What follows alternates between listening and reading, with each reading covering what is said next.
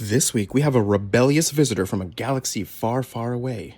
We talk about the latest Marvel and DC rumors and news. We get a visit from our friend Nate over from KC Retro as we get pumped for their upcoming event, and a whole lot more. Welcome to the Infinite Taylorverse.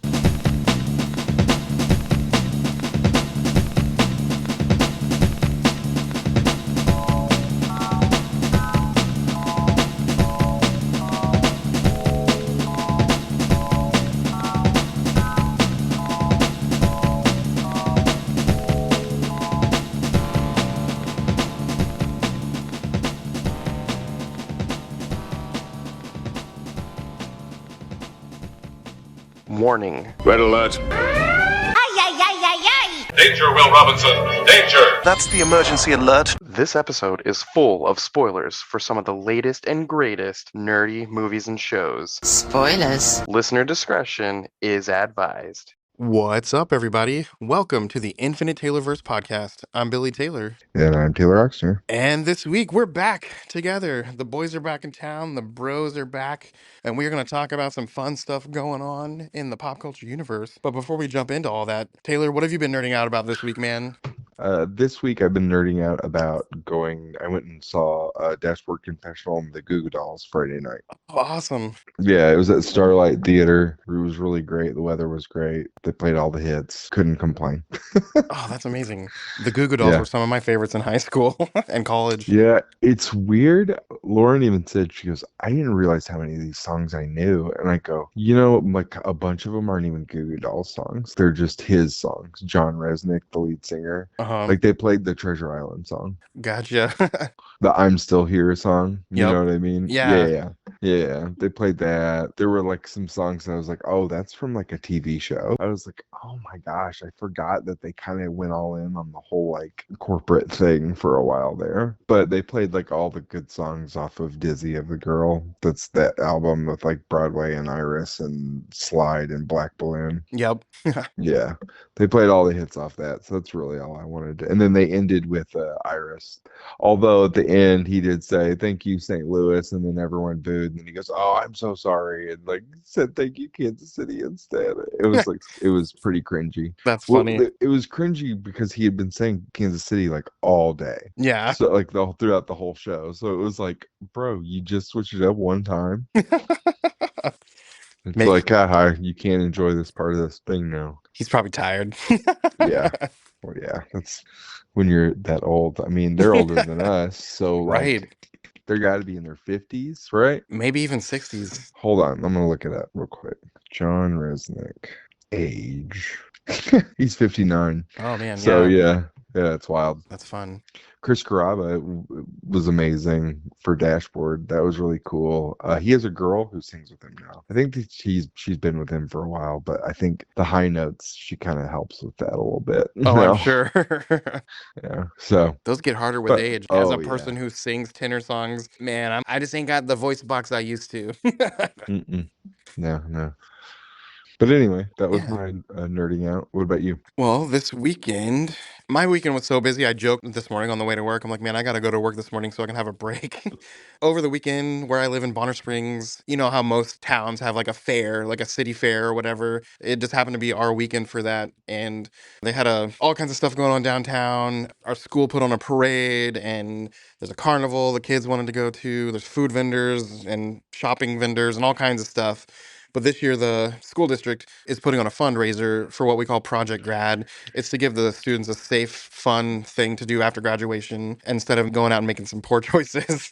Yeah. Well, this year's fundraiser, well, the first one of the year, I should say, was they put up a dunk tank at the fair, and they asked teachers and coaches and other, people that the kids really like to take shifts and be in this dunk tank. And they asked me, I was one of the people that was asked to be in the dunk tank. So I had to go sit in the dunk tank, and I didn't have to, but I said sure, and that was kind of fun. You always see those things on TV, but I've actually never seen one before, so it was kind of cool to see it. But then when you're in it, you kind of, tease the kids, like, you're never going to hit it, and then, of course, half of them hit it and stuff like that. Yeah. But yeah, I sat in one of those, and we raised, man, in just 2 nights, over $3,000. I'm like, that's crazy. That's awesome. But that was my Saturday. My Sunday, Kansas City had the Collecticon event, And this year, a lot of the celebrities and whatnot that were there wasn't really a huge list that I was dying to get to because over the past, 15 plus years of going to these things, you kind of meet a bunch of these people already. So they start kind of repeating a little bit. But on the list was two people that I still kind of wanted to see. And one was Bryce Papenbrook, who plays Eren Yeager on Attack on Titan. Eren Yeager. Yep. And then the other one was Steve Bloom, who he's been a zillion things. He's Wolverine He's and Spike Wolverine, from yes. Cowboy Bebop. That's all Yep. he is. Spike from I Cowboy don't Bebop. I don't care. And to me, he's Zeb from Star Wars Rebels, who was Yeah. both in the cartoon and the live action version of that character on The Mandalorian, which was awesome.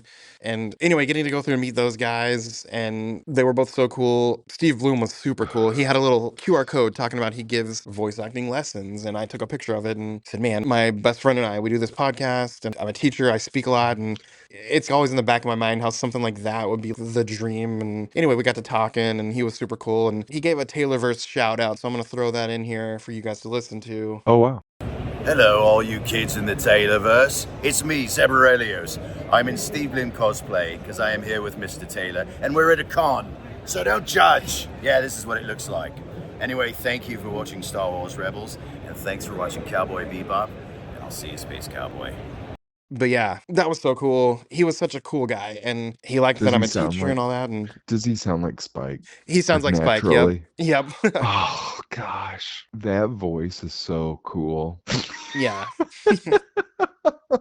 Spike Spiegel to me is like one of the coolest characters in all of fiction. Oh, I know. Like, honest to God, I don't know what it is. I used to, this is audience, don't ever smoke cigarettes, but I used to smoke cigarettes. And I remember quitting, and then I was watching through Cowboy Bebop again and just thinking the whole time, man, that looks cool. After I had quit, and I'd be like biting my fingernails, like watching this show. That's funny. But yeah, he's just such a BA, you know what I mean? Yeah. Like, I don't know. There's something about him, and I always wanted, Keanu Reeves to play him. Oh, I could totally see that. I always wanted that. Now he's too old, I think. But yeah, that was one thing I was like, when the Cowboy Bebop live action came out, it was good, but the thing was, he just wasn't as cool. Right. And that was like part of why that show was so good, was because he had this air of, even when he was kind of dorky, he was just everything he did, like eating the noodles from like leaning on stuff cool. It was just, I don't know, man. The suit, the hair, they really like created a character that was just, man. Yeah. And the fact that his voice is like that is just, that's not even fair. Right? In the shout out, he starts talking in his Zeb accent, and then towards the end, he shifts over into Spike, which is pretty much his speaking voice. And he was just a cool dude, man. That rules. Well, hey, let's jump into a little bit of news. Over with Marvel, we know there's lots of stuff going on for all the works that are coming our way. Eventually, we're going to have that Spider-Man movie. We're eventually going to have Avengers Doomsday. The first bit of news here, it sounds like behind the scenes, there's been a little bit of headbutting going on the Avengers Doomsday set. And from what I'm reading, it sounds like it's between Robert Downey Jr. and Ryan Reynolds. Really? Yeah, and that surprised me. Both of those guys seem so accommodating. And again, this isn't some news report. This is just the rumblings of what sounds like is going on back there. And it just makes me wonder, maybe they both got big ideas and they're clashing a little bit. I don't know. Yeah, I mean, Yeah. I can see it. They're both artists in their craft. Like, Yeah. they're both known to kind of be a little, I don't know what's the word, obnoxious at times. I've heard that about Ryan Reynolds before, though, as well. I've heard that he's kind of hard to work with. Yeah. And sometimes it's grating, I've heard, for other actors of like, yeah, sometimes it's kind of hard. But then Robert Downey Jr. is famous for being so drugged out on a set, back in the day when he was an addict, to like, did you ever see that movie, A Scanner Darkly? Oh gosh, yeah, a long time ago. Remember how it's in like rotoscope, so it's actual live film, but they painted over it. Mm-hmm. Well, they also painted completely over sticky notes that were all over the set with Robert Downey Jr.'s lines because he could not remember them. Oh dang. Yeah. So, and in that movie, he was playing an addict as well, so it worked for the movie very well. But needless to say, he's also eccentric Yeah. now that he's not an addict, and so I've also heard really good things about both of them as too. They just could be difficult people. Some people to Yeah. work with, you know what I mean? It's like you are dealing with people who are artists. They're not necessarily known to have the best temperament. Right. Or, artists technically are very, for the most part, sensitive about their work. So, I think when you're dealing with that many actors who consider themselves probably artists, I'm sure you're going to deal with a lot of BS that's a little unwanted. Yeah, for sure. And side note, I really love Robert Downey Jr.'s redemption arc. Yes, exactly. Yeah. Honest to God, the man should be dead. It's unreal. But yeah, good for him forever for that. Yep. Over on the story side of things of Avengers Doomsday, there's been some leaking information that, again, take it with a grain of salt, but it's coming from sources that typically turn out to be true. It sounds like a big part of the story is that Doctor Doom is kind of being set up to the rest of the world, not the audience. The audience, we know who Doctor Doom is, but it's like he's being set up to be kind of a hero to the point where there's many scenes where he's even working with Doctor Strange to try to set some things straight. And if that's true, I can see that working, especially with Doctor Strange being aware of all the multiverse stuff and us knowing what the road to Secret Wars kind of looks like. Yeah, Yeah. the only thing that bothers me about that, if we know that he's a bad guy, I feel like we're going to be looking left and right for him to be doing something bad. So I don't know if there's going to be a surprise. Yeah. That's a good Like point. it's not like a I'm your father type of situation because we already know he's the devil incarnate. Yeah. You know what I mean? The only reveal will be that the other characters don't know. Yeah. So you'll get to see those characters' reactions, but it's What not really going to be our reaction. what if this just came in my mind just now? What if that whole, he's a good guy setting up for good, what if it is real? What if it does turn out to be real? And the guy we follow the whole movie is a variant, and something at the very, very, very end is another evil variant comes in and just messes everything up. And that's the twist that we don't see coming. Yeah, I mean, maybe That'd be kind of cool. it Yeah, would I be. don't even know what it's going to be. I need it to be here. Yeah, exactly. I want that Spider-Man movie now. Now that I know like the amount of characters that are in it, Yes. that movie to me is the next most exciting thing. Although I'm still waiting for Daredevil Reborn season 2. Oh yeah. Speaking of Spider-Man, they just announced that Florence Pugh, Black Widow 2.0, she is going to show up in that movie. So that's another announcement we've been given. So that's kind of cool. Dang. And that was like an official announcement. Another speculative announcement, a reporting, is that it sounds like the symbiote is going to play a sizable role towards the end of this movie. So if that's true, we might be leading towards the whole, black suit saga, which, hey, we're leading to Secret Wars anyway. So we know how that ties into that stuff. Mm-hmm. That's kind of cool. Let's see. Another thing, there's been some fan casting about who might play certain X-Men characters and all that. And we haven't seen a ton of official stuff yet. But again, another report of some rumblings. And this is kind of with a fan cast for some people, not everyone. But it sounds like no one's been offered a job. But the actress Cynthia Erivo has been in talks to possibly play Storm. And that's kind of crazy if that happens. That'd be amazing.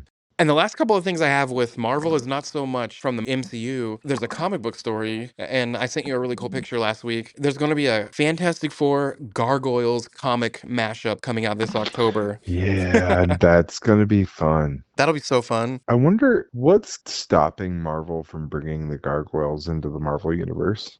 I don't know. Disney owns both. Oh, I know that, but are the gargoyles in the same universe as Darkwing Duck or some weird thing, or are they their own thing? You Because know? I feel like that could be pretty easily brought in there. I agree with that. Now, in the old stuff, let's see, Darkwing Duck, DuckTales, Tailspin, all those shows were connected, but I don't remember Gargoyles being connected to that because it was more set in reality, not talking Yeah, ducks and stuff. yeah. So I could see that being a thing, because bringing the whole legend of their Scotland heritage and all that stuff. Hmm. Oh, that'd be so cool. Yeah, they could have like a crossover with Banshee from X-Men. Yeah. And even if they didn't connect it, how cool would a live action movie of that be? Yeah, I think it would work really well. Yep. All the technology we got, they can make that look awesome. Yeah. Well, the last thing with Marvel, again, not an MCU thing, but so the same people that made the Christopher Reeve documentary called Superman, it was Super Dash Man, and went through the life of Christopher Reeve. Well, those same people are in the works of making that same style of documentary about Chadwick Boseman's life. And I think that's kind of cool. Oh, that's neat. Well, over with DC, man, there's a lot been going on. So this past weekend, Peacemaker season 2 premiered, and we're gonna kind of do like we've been doing with some of the shows. We're gonna, at a certain point, have a chunk of them under our belt and talk about them. Our schedules are both so different that we haven't had a chance to both watch it yet. But I did want to talk about how cool that retcon was. Yeah, um, yeah, let's talk about that for sure. so, those of you who watched season 1 of Peacemaker and have been sitting here waiting, wondering how the heck is season 2 moving forward going to be part of the DCU? Is it going to be the multiverse? If you've seen the trailer, you see that, Peacemaker walks through the multiverse to another dimension, and that, definitely takes place heavily in the first episode. So it's like, oh, does he relocate his life into this new universe? But if you watch episode 1, you know how old shows will have a recap when the new season comes out. They'll maybe show a 5 or 6 minute recap of season 1. Well, James Gunn just completely retconned season 1 by changing one scene in the recap. If you can remember the scene at the end of the season 1 finale where the Justice League shows up from the Zack Snyder universe, you have Aquaman and Flash, and you see a silhouette of Superman and Wonder Woman. Well, in the recap, all he did was delete that scene altogether and refilm a whole different scene where that same thing still happens, but instead of those guys showing up, it's the Justice Gang from the Superman movie. It's Superman, Supergirl, Mr. Terrific, Guy Gardner, and Hawkgirl. And so that's all he did. He changed nothing else. He just changed that one scene that was really the connective tissue to the Zack Snyderverse, and now it's connected to his new DCU. And I think that's amazing that he just said, let's forget it. Let's just change one scene and it changes everything. Yeah, it's funny. That's so funny. And he was in an interview, James Gunn, and they asked him, so are you going to go back to the old season and just refilm all those things and just change it? He's like, no, we're not going to go George Lucas on him just quite yet. That's going to take a lot of money. And that's all he had to say about it. That's funny. But in the recap, it's completely revamped. And I think that's awesome. That's amazing. Yep. And episode 1 was great. I'm kind of glad they only do it one at a time because we get to stretch it out because I know it's going to be awesome. All the reports, it's certified fresh. Reviewers are loving it. I will say, those of you listening, if you loved Superman and your kids loved Superman and you might be thinking, well, let's go watch Peacemaker. Well, episode 1 is beyond rated R for many reasons. You do not want your kids watching it. Yeah. Well, some other stuff going on out there in the DCU. I guess one more thing with Peacemaker. James Gunn also in this interview hinted that we're going to see some cameos throughout this. And something he said that I don't quite remember. Some people are speculating that the Blue Beetle's going to show up in this show. And that's kind of cool too if that happens. Yeah, it'll tie that in finally. Yep. Well, speaking of Superman, it sounds like Superman is going to be up for Best Visual Effects in the 2026 Oscar season. So that's kind of cool. Oh, it's neat. And James Gunn also recently said that his Superman saga is going to consist of 4 movies. So now that's not just the whole DCU, but specifically Superman. We're going to get at least 4 movies, and I think that's awesome. Bring it on. Yeah, I mean, and he says that's just his, so if he passes it on to another director, that doesn't mean that'll keep going. Yeah, you could get even more. Yeah. Well, the final thing I have with DC this week, I saw someone else talking about an interview that happened with the actor Rainn Wilson from The Office. And he said that he is dying to play Plastic Man in the new DCU. And he's even pitched an idea to James Gunn. So That's hilarious. can you I don't picture know. Dwight as Plastic No, Man? no, I cannot actually. He's also getting a little older, too. Yeah, I could see him playing the voice of Plastic Man. Oh, yeah, and something animated. Yeah, I could see that. That's right. But I also could see Stephen Colbert being Plastic Man. Oh, yeah. I mean, he's a little older, but he kind of looks like Plastic Man. Yeah, I mean, there are a couple other people. There's a comedian, Andrew Schultz, who'd probably be okay as Plastic Man. I don't know. It's a weird one because you don't know whether you want to see. He'd be CGI majority of the time, so it's not like you necessarily need someone to look like him. You know what I mean? Yep. Supposed to kind of look like a toy, right? Because he's plastic. Yeah. Even in the comics, like he's never really in a form that's really human looking. It's always exaggerated in one form or another. Do you know the actor Ben Schwartz? Yeah. I always thought he looked like Plastic Man. Yeah, I could see it. I could see him as a new young Plastic Man. Yeah, I could see it for sure. Well, let's see. Usually we have something to talk about with Star Wars, but I don't have anything right now. So, moving on to the rest of the pop culture universe, we just talked about Rainn Wilson, talking about his desire to be Plastic Man. Well, The Office has a spin-off coming called The Paper. Have you heard about this? Yes. That is premiering next week on September 4th on Peacock, and they're dropping all 10 episodes at once. So, anyone interested in that? It looks like the only crossover from the old show is Oscar. It looks like he's somehow the boss at this newspaper. So, Yeah, I did see that he was in the commercial for it. So I'm wondering if we'll have like I'm sure there'll be cameos of other characters oh, throughout I the hope show. so. Yeah. But yeah, for anyone interested, that's coming up real quick. Anyone interested in the new Harry Potter series coming to HBO Max? Last week, we got some first photo drops of it was Harry and Hagrid going to the Hogwarts Express. Well, this week they dropped a few more pictures, and it's all the Weasley family dropping everyone off at platform 9 3/4. And Okay. every new picture I see of this, I want to see it more and more. It's looking good. Awesome. Oh, for fans of Archie comics, it sounds like the same people that did Spider-Man Across the Spider-Verse and those movies are going to be making an animated Archie movie. So that's kind of cool. I could be into that. Yeah. Did you ever have a chance to read? It just came out within the past month. Archie meets Jay and Silent Bob.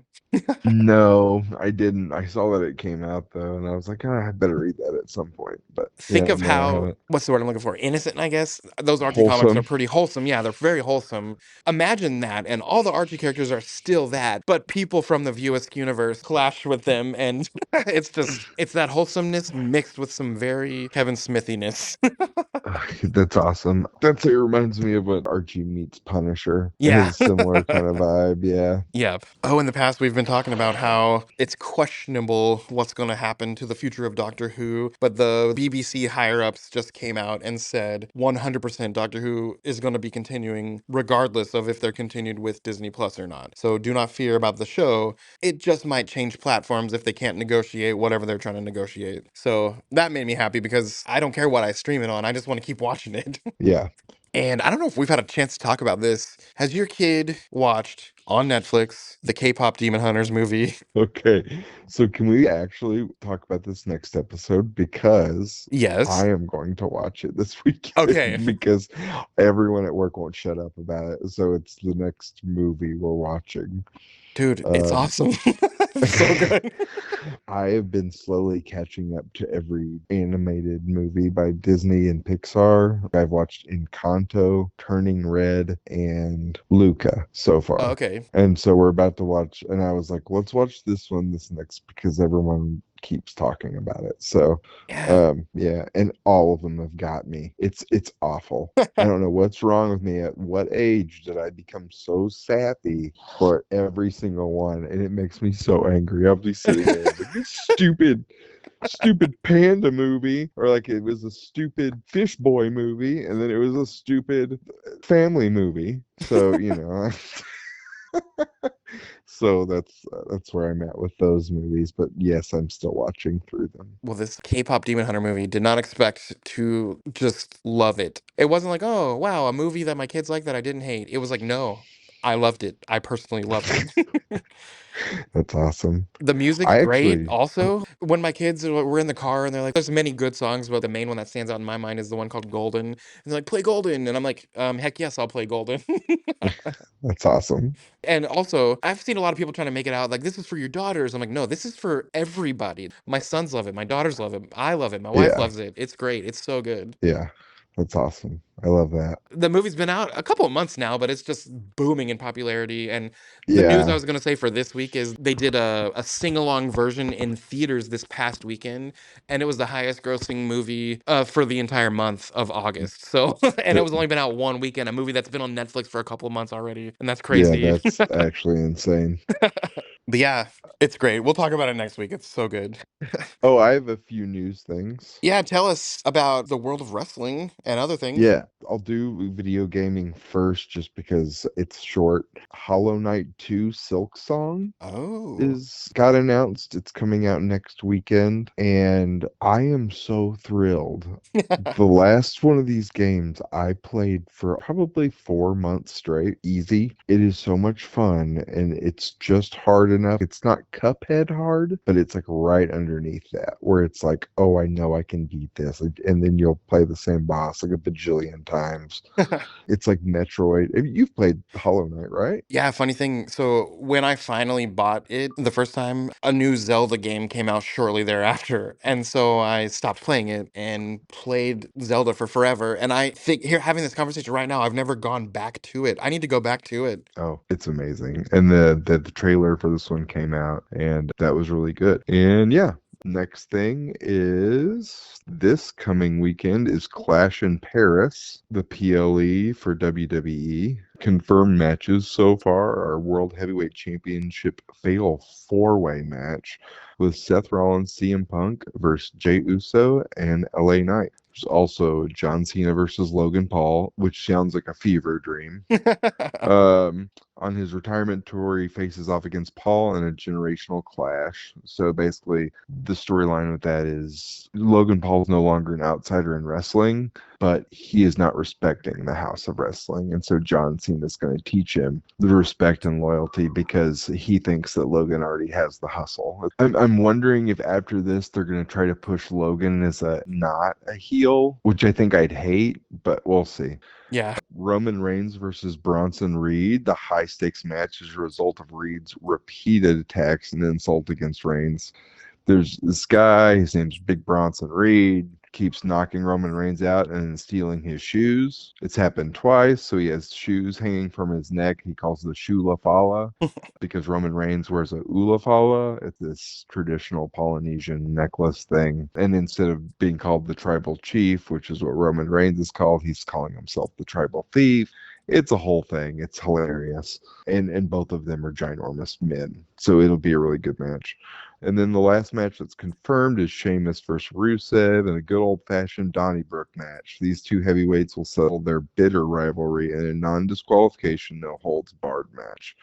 This is going to be awesome because if you've been following Raw or SmackDown the last few weeks, they've either fought in the ring, and if they're not fighting in the ring, they're fighting in the background of almost every between scene. It's so funny. I'm just ready for these guys to just clobber the crap out of each other. They're both ginormous men, and both of them like put on just amazing matches. So that'll be really cool. And then one last thing, which I thought was pretty cool. The WWE Speed titles were originally titles that they used on X's platform or Twitter. Uh-huh. And it was like a 15-minute show where you had these matches and then for 15 minutes and you had to beat an opponent under a certain time. Well, the two people that have those titles, since they're taking it away from Twitter and X for some reason no one's really talking about, they're moving it to the NXT brand, which is like the developmental brand for WWE. Okay. So, and then this last weekend was AEW's Forbidden Door, which is their Doctor Who-ish themed kind of wrestling tournament that they do. Gotcha. Yeah, I know what your brain just did there, and you're like, "What in the world?" But yeah, that happened, and I'll give you guys updates on that next week. Well, cool. Man, there's lots of good stuff going on out there and all kinds of very different areas of entertainment. Yeah, very much so. Well, hey, one last thing I'll mention. On September 6th and 7th in Kansas City Retro is happening once again. And speaking of KC Retro, I have on the line with us here my friend, Mr. Nate Walker. Nate, how you doing, man? Doing well. You know, Billy, it's really nice to be on the show and talking a little bit about KC Retro coming up. We're really excited. We moved to Missouri this year and made a lot of changes, but I think you're still going to find that the same quality of show showmanship is going to be coming out. That's awesome. Yeah, so for the listeners listening, let's just talk all about it. Tell them, what can we expect to see this year at KC Retro? Well, a little bit of this, a little bit of that. You're going to have an arcade provided by Arcade Supernova, which is one of the largest collectors of arcades in the United States. And they're local, they're right here in Missouri. You're also going to see some new additions to KC Retro, and it's more on the Japanese side of the arcades. And we're talking rhythm games from Konami to Namco, and a lot of the newer games you'll see that are rhythm-based or dance-based games. That's so cool. Speaking of my like personal experience with KC Retro, it's always a blast. There's always something to do, something to look for to buy. They have stuff for collectors if you're into, the gaming scene and you want to look for some retro things, obviously, and some modern things as well. And I mean, you guys do all the stuff. You got cosplay going on, all kinds of fun stuff, man. And so just hearing that it's going to be, a little bit bigger, a little bit more things, I personally am pumped. So it's going to be awesome. So yeah, this year it's moved to a new location. It's downtown over in Kansas City. And yeah, tell us a little bit about where we can find that. It's right next to Bartle Hall. It's part of the convention center and municipal arena. So Okay. and I want to make sure that people know that there is a slight difference. It's an older building. So Okay. it's almost like a ballroom style building, and If it's a lower level of municipal arena. So you'll see a lot of concerts that go on there, a lot of boxing matches that are upstairs. And then the Gotcha. basement, a lot of the events are more like galas or those type of high class events. So And we're utilizing that space, and it's going to be a beautiful space and a beautiful show. You'll be able to enter through 13th Street, and 13th Street is right. I guess if you had a map on you right now, and you'd be able to see, but it's right in that area. gotcha. So obviously there's really cool video game stuff, arcade stuff.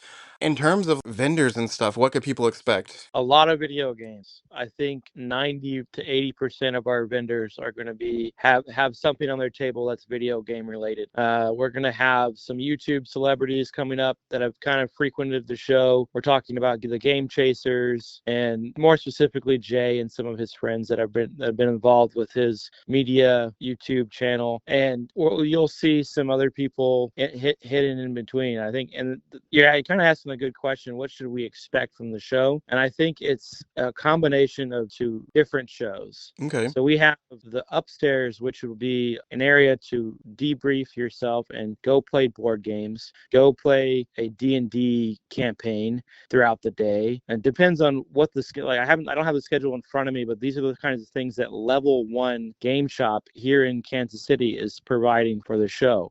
And that's something that is a collaborative effort between members of our planning committee and Level 1. So it's something that they have done at other shows like Planet Anime and Planet Comic Con, and now they're bringing it to KC Retro. Oh, that's awesome. And I heard there's going to be some really cool cosplay stuff happening. Tell us a little bit about that. So we have a cosplay contest. It's a paid prize contest. So it's sponsored again by KC Retro. And we're having the top prize take home $100. And then I think the second place is 50. And I think that's the cash aspect of it, but it's not something that I focus as much as I would like to have focused on planning this year. So I don't know how well attended it'll be, but I know that some of the diehard people are going to show up no matter what. So Oh, yeah. just having it there and having the ability and the capability to showcase some of the local creators and local cosplay people is great. So, for example, the judges, we have I think some new young youth involved this year, and we'll announce that on our social media, the 3 judges that we have involved playing that aspect. So they're ready for the onslaught of cosplayers coming on Saturday. So that competition is Saturday. I believe it's check-in starts at 10:30 and goes, and then the actual competition I think is at like 12:30, 1 o'clock. So they'll be ready for you to judge you. They're all experienced in cosplay. They all have their own aspect of cosplay that I think is going to be unique. So they're really, talented people. Very cool. So, anyone listening right now, where could they go to get some tickets?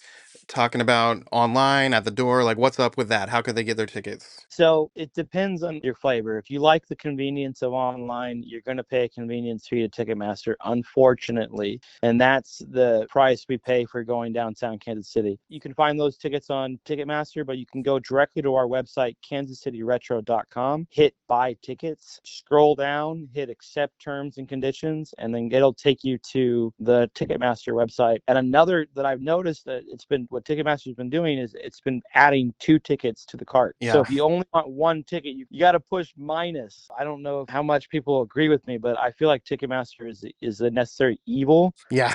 conventions, but you got to be careful because they'll try every gambit to get you to pay more money. And that's not me. That's Ticketmaster because they're taking a cut of the ticket sale. Yep. And I've been planning KC Retro for 5 years now. This is the first ticketed event that I've had to pay both a fee to the convention center and a fee to the ticket sale provider. I've always paid something like a percentage to credit card fees, but we've never actually had to pay an arm and a leg. So this is something that I think is a learning spot for us. Yeah. So I always say go to the box office, go on a Thursday, go next week on a Monday night, and go, during business hours, if you're off from work 9 to 5, go to the Municipal Arena. They have a box office right there, and you should be able to buy KC Retro tickets in person, and you'll save, I'm pretty sure, I haven't tried it, but I'm pretty sure you'll save like $8 or $4 Okay. Nice. just buying in person. Good idea. Those of you listeners, if you're wanting to go and you're in the area, that might not be the worst idea. And don't quote me on that, but I'm 90% sure that it's cheaper in person. Okay. Why would we do that? Why would we not charge more the day of? It's because this is a show that we already tax you enough, and we want to make sure that it's something that's sustainable for the community and something that the community would want to go to. So our price point is literally the bare bones, what we can put back into the show to grow it. And then when we grow from the community support, we know that that's what people actually want to go to year after year. So it's something that I didn't think would ever grow this big. And we started you've heard this story I've told to you on your podcast, is that we started in parking lots, and then we went to hotels, and then we went to a convention center and a regional convention center in Overland Park. And then we went to, now we're in Kansas City, the heart of Kansas City. Yeah. That wouldn't be happening without the support of the community. Yeah, man, it's cool to see, you guys are scratching an itch that people have for this gaming universe, And it's great because you don't have to drive to Milwaukee. You don't have to drive to Chicago. You don't have to drive to Portland or fly to Portland. You don't have to go and spend extra money on a flight, on travel expenses is what I'm referring to, or taking off time from work. It's literally down the street, and it's 2 days. If you have any inclination of, I'm a cosplayer, I'm a nerd, I like old games, I like new games, I like Pokemon, I like Magic the Gathering, I'm interested in those, but I don't know how to play Magic, or I don't know how to play the Pokemon game, then you can go and learn from level 1. They'll teach you. If you want to dabble in your trading and get your collector, you want to get something for your collection, or you want to trade for a rare video game, those people that are experienced are there at the show. And I can tell you what, even if it's you get taxed a little bit, you'll learn the value of trading video games and collecting. Yeah. And it's something that as a kid, I would collect coins, I would collect Pokemon cards, I collect, when it first came out, I was buying Pokemon cards like crazy. And then I would buy comic books, and I would just buy them because I wanted to, play Pokemon, and I wanted to, collect for Spider-Man because I like Spider-Man. So like, those are the things I enjoyed as a kid. And now it's like, okay, this is worth money. Yeah. The things that I years ago is like, it's a commodity. So one of the visions I had for KC Retro was a way for people to connect. And a lot of the vendors that go to our show don't go to every show. There are some that go regionally and go different shows around. You'll see them at all the shows, but there are people that will only go to KC Retro because it's down the road from their house. Yeah. And they can sell their friends, to their fellow Kansas Cityans. It's a process of developing, not just like the community's there, but developing the buy and sell and the trade of lost artifacts. You know what I mean? These someday we're not going to be able to say, we're going to sit down and we'll have the preservationists, and they'll have all their games, but there'll be a time where we won't be doing this quite as much. Yep, especially with the way things are going towards streaming and everything. A little bit down the road, I feel like we might be seeing less and less physical stuff. So it's just cool to have an event like this where you can go find all that physical stuff from when you were younger, and it's just awesome, man. Yeah. And I want to thank you, Billy, for having me. Again, I think we hit on the main points. If you want tickets, go in person, not the day of. You can do that the day of, but I'm telling you, there's going to be a line. So not discouraging coming day of. Obviously, that's the stupidest thing I could do. But if you have a chance, spend 5 minutes, go online, get a ticket, be smart about it. Don't mess up and get 2 tickets when you only need 1. The things that I regret doing, I go to shows sometimes and then I get trapped with buying absorbent amounts of fees from a third-party ticket seller. Don't do that, Yeah. This is the kind of stuff you have to worry about. But now I'm telling you, in person, go to the box office, get tickets, and then come to KC Retro, play arcades, play board games, play that social deduction game that you heard about on Reddit, or, you know what I mean? Like these things that level 1, I want to say thank you so much to that group, because you're going to see a change in Kansas City. It's not just going to be KC Retro anymore. And I would love it to just be local people putting on shows. But my vision might be different than somebody else's vision. But the goal is to make one massive convention in Kansas City that plays to everybody. 1 ticket. It's something like, if you've ever been to Indianapolis and gone to Gen Con, we want Gen Con in Kansas City. So the growth is not because we're selfish warmongers that we want to keep growing. The idea is that we have something that brings people from all over the nation to Kansas City. And it's not just the Chiefs. It's not just the Royals when they win the World Series. It's the people here that have congregated and lived in the city long enough to really want to do better. Yeah. And to bring together people from different backgrounds to, really sit next to somebody you haven't sat next to before and learn how to play a game. And then take that experience and bring it out into the world. Take that experience, connect to that game shop you didn't hear about until you walk through the door. Or maybe you like, oh, you know what? I hear that guy's going to be at Collecticon in Houston in a couple of weeks. I'm going to drive to Houston on a whim. Like those kind of things are core memories. And I feel like we are creating core memories for people in our community when they come to KC Retro, when they come to Planet Comic-Con. I'm saying Planet a lot, but I feel like these bigger shows and these shows downtown don't happen every weekend. Yeah. There might be a card show in Lee Summit. There might be, down in Lawrence, there's some great shows happening at the same time this weekend. So I'm not saying don't go to Lawrence, but there are things that you can do here that doesn't happen every weekend. And I think that, just working together and trying to find a way forward for KC Nerddom makes a whole lot of sense. Yep, definitely does.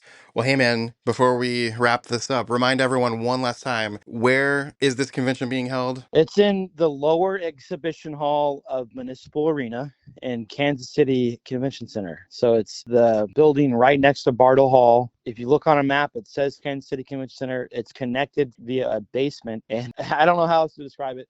It's the old building downtown that is awesome and has great shows. Yes. And then, so you can find your tickets on our website, kansascityretro.com. You can go to our Facebook, like and subscribe on Instagram, and hit a reel, share a reel on your story, tell your friends, and then come and take pictures and share on your Instagram and make friends and do all that jazz. Yeah, man. Well, hey, I'm super pumped to be there. It's going to be a fun event. Those of you guys listening, come find us. We'd love to say hey and talk nerd stuff. Well, Nate, thanks for hopping on and telling us all about it. And I'm excited, and I'm sure our listeners will be too. No, It's good. I want to thank you for having me on and talking shop when we're writing game time. For us, this is like as a promoter and as an organizer, it's when everything comes all at once. Oh, yeah. Everyone wants to know this, everyone wants to know that, and it's hard to sleep sometimes. Right. Yeah, if this was Mario Kart, you're in the last lap, man. The music's getting fast and loud.